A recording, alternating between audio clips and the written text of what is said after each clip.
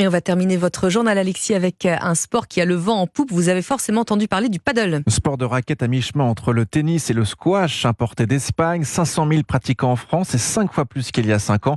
Camille Moreau est allée pour Europe 1 dans une salle parisienne où l'engouement pour le paddle se fait ressentir. Reportage. Un petit terrain de tennis clos par 4 vitres. Au milieu, Philippe, 54 ans, fait rebondir la balle aussi bien sur le sol que sur les murs.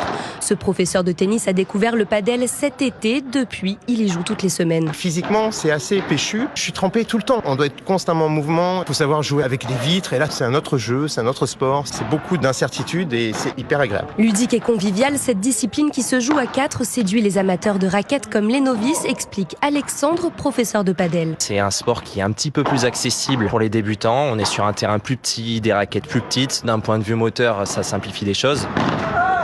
Ici, en pleine semaine, à 14h, les 5 terrains sont déjà pris. Des joueurs attendent même leur tour.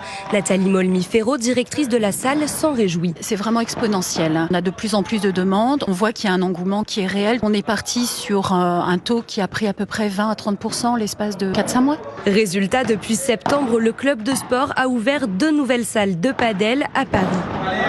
Camille Moreau pour Europe 1.